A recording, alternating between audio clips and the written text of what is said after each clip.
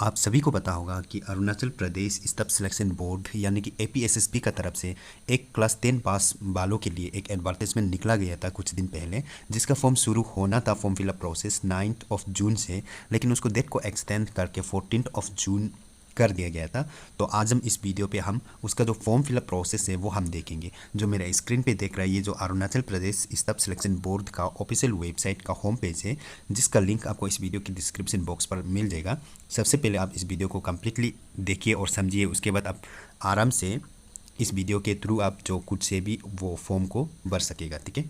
तो अगर आप क्लास 10 पास स्टूडेंट है या फिर आपका कोई भाई बहन है क्लास 10 पास वाला, तो उन्हें आप देने दे सकता है या उन लोगों के लिए आप जो अप्लाई कर दे सकता है, ठीक है। तो यहाँ पे आने के बाद यहाँ पे आपको इधर देखिए टॉप पे आपको यहाँ पे एक अप्लाई का ऑप्शन मिलेगा, जिस पर आपको क्लिक करना होता है और आपका नेक्स्ट इंटरफेस कुछ इस तरह से आएगा। तो एग्ज़ाम का नाम है आपका कंबाइंड सेकेंडरी लेवल एग्जामिनेशन 2023 और इसका डिटेल्स आप यहाँ पे डिटेल्स पे क्लिक करके पूरा पीडीएफ है वो डाउनलोड करके आप पढ़ सकोगे। उसके बाद इसका लास्ट डेट रहेगा 4/7/2023 यानी कि नेक्स्ट महीना का 4 तारीख को ख़त्म हो जाएगा। और यहाँ पे अप्लाई नाउ का ऑप्शन है जो अप्लाई ऑनलाइन लिखा हुआ है, तो इसमें आप क्लिक करोगे तो आपका नेक्स्ट इंटरफेस कुछ इस तरह से आएगा। यहाँ आपको कुछ नहीं करना है, बस यहाँ पे आपको एक न्यू यूज़र का ऑप्शन है, वहाँ पे आपको क्लिक करना है न्यू यूज़र का ऑप्शन पे। तो न्यू यूज़र का ऑप्शन पे क्लिक करने के बाद आपको यहाँ पे इम्पोर्टेंट इंस्ट्रक्शन है, इसको आप पढ़ लीजिए। उसके बाद आपको नेक्स्ट पे क्लिक करना है। जैसे ही नेक्स्ट पे क्लिक करेगा टर्म्स एंड कंडीशंस वाला आएगा, तो उसको भी आप देख लीजिए। उसके बाद यहाँ लेफ्ट साइड इधर कोने पर आपको एक चेक बॉक्स मिलेगा, जिस पर आपको क्लिक करके यहाँ पे चेक मार्क दे देना है। उसके बाद फिर आपको यहाँ पे नेक्स्ट पे क्लिक करना है। तो यहाँ सबसे पहले आपका रजिस्ट्रेशन फॉर्म जो निकल आता है, तो यहाँ पे आपको अपना first name and last name को भरना है। अगर आपका नाम कुछ लंबा है होने से आप जो फर्स्ट नेम मिडिल नेम को भी भर सकते हैं और लास्ट नेम भी भर सकते हैं। आपका अगर आपका दो ही नाम है, मतलब जैसे कि मैं ग्यामर मैक्स हूँ, तो मैं यहाँ पे फर्स्ट नेम में ग्यामर लिखूँगा, उसके बाद फिर लास्ट नेम पे मैक्स लिखूँगा, तो ग्यामर मैक्स होगा। फिर यहाँ पे मेरा डेट ऑफ बर्थ भर दूँगा और जो एक्टिव मोबाइल नंबर है वो यहाँ फिल करेगा, क्योंकि OTP चाहिए होगा। और ईमेल आईडी भी यहाँ पे फिल करेगा, वो भी एक्टिव वाला, ठीक है। और इन केस मोबाइल नंबर पे उस टाइम OTP नहीं आने से ईमेल पे भी आ जाएगा। और यहाँ पे आपको एक पासवर्ड बनाना है और वही सेम पासवर्ड आप यहाँ पे कंफर्म के लिए डालेंगे। जो भी एक पासवर्ड यूनिक पासवर्ड होना है, सिंपल में रखिए ताकि याद रखने के लिए आसान हो। फिर जो यहाँ पे शो कर रहा है इसको हम कैप्चा बोलते हैं, उसको हम यहाँ पे फिल करेगा। फिर यहाँ पे रजिस्टर नाउ का ऑप्शन पे हम जो क्लिक करेगा, तो जैसे ही क्लिक करेगा रजिस्टर नाउ पे, तो यहाँ OTP आएगा जो आपका मोबाइल नंबर या तो ईमेल आईडी दोनों पे आपको मिल जाएगा। जहाँ ईमेल पे आगे आता है तो उसका OTP यूज़ कीजिए, या मोबाइल पे आता है तो उसका यूज़ कीजिए। OTP फिल करो, फिर यहाँ पे सेव पे क्लिक कर दीजिए, ठीक है। OTP फिल करके सेव पे क्लिक करने के बाद यहाँ कुछ इस तरह से पॉपअप आएगा, रजिस्ट्रेशन सक्सेसफुल करके, ठीक है। तो यहाँ ओके कर देना है। जैसे ही ओके करोगे तो यहाँ पे फिर से यही फॉर्म जो आ जाएगा जहाँ पे आप लॉगिन करते हो। तो यहाँ पे हम क्या करेगा, अपना एक्टिव मोबाइल नंबर यानी कि रजिस्टर मोबाइल नंबर, अभी अभी जो हमने मोबाइल नंबर यूज किया था वो मोबाइल नंबर यहाँ पे फिल करेगा। उसके बाद अभी अभी हमने जो पासवर्ड बनाया था वो पासवर्ड हम यहाँ पे फिल करेगा। और ये जो कैप्चा है इसको हम यहाँ पे फिल करके फिर हम लॉगिन पे क्लिक करेगा। और यहाँ ज़्यादा डिटेल्स डालने का ज़रूरी नहीं है, आपका टाइम वेस्ट होगा। तो ऐसे करके लॉगिन पे क्लिक करना है। तो जैसे ही आप वहाँ पे क्लिक करोगे ये पेज आएगा। तो यहाँ पे आप जो क्या कर सकते हैं, आप जो नया पासवर्ड चेंज भी कर सकते हो। अगर आप करना चाहो तो आप चेंज कर सकते हैं। अगर आप करना नहीं चाहता है तो आप यहाँ पे बस थोड़ा पहले जो हमने पासवर्ड बनाया था वो पासवर्ड करंट पासवर्ड पे भी डाल दीजिए, वही सेम पासवर्ड न्यू पे भी और कंफर्म पे भी सेम पासवर्ड को डाल दीजिए। उसके बाद चेंज पासवर्ड पे क्लिक करेंगे, ठीक है। अगर आपको चेंज करना है तो आप कर सकते हैं, नहीं तो आप ऐसे भी करके आगे प्रोसीड कर सकते हो। तो चेंज पासवर्ड पे क्लिक करने के बाद कुछ इस तरह से पॉपअप आएगा यहाँ पे चेंज पासवर्ड सक्सेसफुली करके, तो यहाँ पे आपको ओके कर देना है। जैसे ही ओके करेगा ये जो आपका APSSB का होम पेज का बाहर आपको पैक देगा, उठा के बाहर पे पैक देगा, ठीक है। तो यहाँ पे फिर से आपको क्या करना है, इस अप्लाई का ऑप्शन पे आपको क्लिक करना है। तो ये फिर से सेम प्रोसेस वही है, ऐसे आ जाएगा। फिर यहाँ पे अप्लाई ऑनलाइन है, यहाँ पे क्लिक करेगा और यहाँ पे फिर से दोबारा आपका मोबाइल नंबर, पासवर्ड, उसके बाद कैप्चा को फिल करके लॉगिन पे क्लिक करके आपको लॉगिन करना है। तो ऐसे करने के साथ साथ आपका लॉगिन हो जाएगा, कुछ इस तरह से दिखाएगा। तो यहाँ पे आपको अप्लाई नाउ का ऑप्शन है, वहाँ पे क्लिक करना है। रजिस्ट्रेशन, यहाँ पे आपका पर्सनल डिटेल्स डालने का आ जाता है। तो यहाँ पे रजिस्टर करते वक्त आपका जो भी नाम था वो तो आपको शो किया जाएगा, और आपका फादर्स नेम डालिए, मदर्स नेम, और आपका डेट ऑफ बर्थ भी वही रहेगा। फिर यहाँ पे आप जेंडर सिलेक्ट कर लीजिए, मेल फीमेल जो भी है। आईडी प्रूफ से आप क्या कर सकते हैं, कोई भी आप चुन सकते हैं, Aadhaar card, PAN card, voter ID, ठीक है। तो वो आप सिलेक्ट कर लेना है। फिर उसी का नंबर आप यहाँ पे इंटर करना है। उसके बाद फिर नेशनलिटी तो इंडियन सब होगा ही है। फिर कैटेगरी में आप यहाँ पे आपको दो ऑप्शन देखने को मिलेगा, एक जो APST, ठीक है, और एक जो अनरिजर्व, ठीक है। अगर आप अरुणाचल प्रदेश का लोकल है, यानी कि अरुणाचल प्रदेश का ST है, तो आपको APST सिलेक्ट करना है। अगर आप उनमें से नहीं है तो आप अनरिजर्व पे सिलेक्ट कर सकते हो, ठीक है। उसके बाद यहाँ पे permanent resident of Arunachal Pradesh, तो अगर आप APST है तो ये C होगा। तो यहाँ पे फिर आप ध्यान दीजिए, अगर आप तिराप, लोंगडिंग एंड चांगलांग ये तीनों डिस्ट्रिक्ट से बिलोंग करता है, वो डिस्ट्रिक्ट का PRC होल्डर है, ऐसे कुछ होने से आप येस करेगा, नहीं तो नो करेगा, ठीक है। तो मैं भी वहाँ का नहीं हूँ, तो मैं भी यहाँ पे नो करूँगा। उसके बाद PWD वाला तो नो ही होगा। अगर आप PWD कैंडिडेट है तो आप येस कर सकते हैं। फिर एक्स सर्विसमैन पे आप फिर से देखिए कर लीजिए, तो यहाँ पे मैं भी नो कर देता हूँ।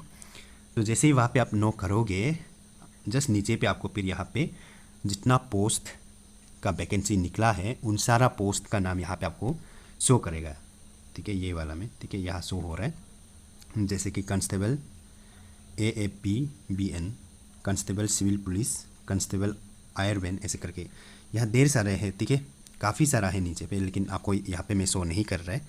ये बस आपको समझने के लिए ये इनफ है, तो यहाँ पे आप समझ जाते हैं तो मोर देन इनफ है, ठीक है। तो यहाँ पे आप क्या करना है, यहाँ राइट साइड पे आपको करना क्या है, आपको कौन कौन सा पोस्ट को आप अप्लाई करना है, तो वो आप यहाँ पे सिलेक्ट करना है, ठीक है। सिलेक्ट प्रिफरेंस पे आपको 1 2 3 ऐसे करके, जिसको आप चाहिए उसको 1, जिसको सबसे ज़्यादा चाहिए उसको 1 कर रही है, और सेकेंड वाला को 2, ऐसे करके आप जो कर सकता है, ठीक है। और अगर आपको किसी को नहीं चाहिए ऐसे कुछ होने से, तो यहाँ पे जैसे क्लिक करेगा तो एक नंबर लाइन आएगा। तो नंबर लाइन का सबसे लास्ट में एक ऑप्शन होगा नॉट इंटरेस्टेड। अगर आपको इनमें से किसी को पसंद नहीं है, उसमें अप्लाई नहीं करना है, तो आप नॉट इंटरेस्टेड को सिलेक्ट करोगे, ठीक है। उसके बाद अगर आप पूरा को सिलेक्ट करना चाहे तो भी आप सिलेक्ट कर सकता है, और आप कंफ्यूज नहीं होना है कि सबको सिलेक्ट करेगा तो आपका जो एप्लीकेशन ये है, फॉर्म फ़ी है, एप्लीकेशन फ़ी है, वो आपका ज़्यादा हो जाएगा। ऐसे कुछ नहीं है। अगर आप APST है तो 150 ही चार्जेस रहेगा, पूरा को सिलेक्ट करो या मत करो, लेकिन 150 रहेगा, ठीक है। और जनरल का कुछ अलग होगा, 200 समथिंग कुछ होगा। तो इसको आप सिलेक्ट करने के बाद इसका नीचे में आपको मिलेगा प्रेजेंट एंड परमानेंट एड्रेस, वो आप देख के भर लीजिए। एड्रेस तो हर कोई भरता ही है, परमानेंट एंड प्रेजेंट सेम होने से तो यहाँ पे चेक बॉक्स पे चेक मार्क दे दीजिए, तो आपका काम आसान हो जाएगा, ठीक है। तो ये भरने के बाद फिर आपको सबसे लास्ट में आपको 3 एग्ज़ाम सेंटर सेलेक्ट करना है। जैसे कि आप मेरा यहाँ पे देख सकते हो, ईटानगर, नाहरलगुन एंड जीरो मैंने सेलेक्ट किया है। तो यहाँ पे आप देख के सिलेक्ट कीजिए, और सिलेक्ट करने के बाद फिर आप यहाँ पे 7 नेक्स्ट पे क्लिक करके आगे प्रोसीड करोगे। तो यहाँ ज़्यादा कुछ नहीं है। अगर आप क्लास 10 पास है तो आप क्लास 10 का यहाँ पे सिलेक्ट करेगा। ITI कुछ किया है जो ऐसे कुछ होने से, तो उसको भी आप सिलेक्ट कर सकता है, ठीक है। तो जो ITI बोल के भी जो क्लास 10 पास वाला, क्लास 10 पास का इक्विवेलेंट वाला जो ITI है, ऐसे कुछ किया है बोलने से वो भी आप यहाँ पे दोनों में से किसी एक को सिलेक्ट कर सकते हैं। सिलेक्ट करने के बाद फिर यहाँ पे कौन से ईयर को पास आउट हुआ है, और यहाँ पे आप बोर्ड में तो इंस्टीट्यूशन का फिर अलग अलग बोर्ड होते हैं। तो मेरा तो CBSE है, तो मैं यहाँ पे CBSE ऐसे लिखेगा, ठीक है। तो डिवीज़न पे आप देख लीजिए, डिवीज़न में फिर आपका 60 से ऊपर, आपका परसेंटेज 60 से ऊपर होने से आपका फर्स्ट डिवीज़न रहेगा, और 50 कुछ होने से सेकेंड डिवीज़न होगा, ऐसे कुछ है, ठीक है। उसको आप देख के कर लेना है। और यहाँ पे ग्रेडिंग सिस्टम में आपका क्या है, CGP है या परसेंटेज है, वो देख के करना है। तो परसेंटेज या CGP को इंटर करके फिर आप 7 नेक्स्ट पे क्लिक करेगा, ठीक है। उसके बाद नेक्स्ट पे यहाँ पे 2 इन्फॉर्मेशन है। अगर आप गवर्नमेंट में ऑलरेडी एम्प्लॉयड हैं तो आप यहाँ पे येस कर सकते हैं। अगर आपको कमीशन की तरफ से उठा के कभी बाहर फेंका है ऐसे कुछ होने से, तो आप येस कर सकते हैं। अगर नहीं फेंका है तो नो कर दीजिए, ठीक है। और आप यहाँ पे 7 नेक्स्ट पे क्लिक करेगा। फिर डिक्लेरेशन फॉर्म आता है, पेज आता है, तो यहाँ पे चेक बॉक्स में चेक मार्क देना है, फिर 7 नेक्स्ट पे क्लिक करना है। फिर आपका नेक्स्ट पे आपको पासपोर्ट फोटो एंड आपका क्या है सिग्नेचर, उसका साइज़ कितना कितना होना है वो सारा यहाँ पे मेंशन है, वो आप देख के कर लीजिए। उसके बाद चूज फाइल पे जाके सिलेक्ट करना है, फिर 7 नेक्स्ट पे जाके आगे दोनों को सिलेक्ट करो, फिर 7 नेक्स्ट पे जा सकता है और आपका पेमेंट प्रोसेस आ जाएगा। तो यहाँ पे प्रोसीड फॉर ऑनलाइन पेमेंट पे क्लिक करेगा, तो यहाँ पे आप पे नाउ पे क्लिक करेगा। पे नाउ पे क्लिक करने के बाद यहाँ पे आपको ढेर सारे पेमेंट डिटेल्स या उसका मोड ऑफ पेमेंट कुछ आएगा, debit card, credit card, internet banking, UPI कुछ, ठीक है। तो मैं यहाँ पे यूपीआई पे क्लिक करेगा। तो जैसे ही मैंने यूपीआई पे क्लिक किया तो यहाँ पे कुछ इस तरह से आ गया। तो मैं यहाँ पे यूपीआई क्यूआर कोड वाला को हम क्लिक करें, वहाँ पे हम सिलेक्ट करेगा तो फिर यहाँ पे कुछ इस प्रकार से आएगा।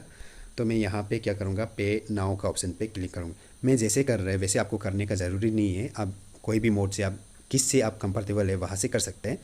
तो ये यूपीआई वाला से मैं ज़्यादा कंफर्टेबल हूँ, इसलिए मैं इसको कर रहा है और इसी में आपको दिखा रहा है, ठीक है।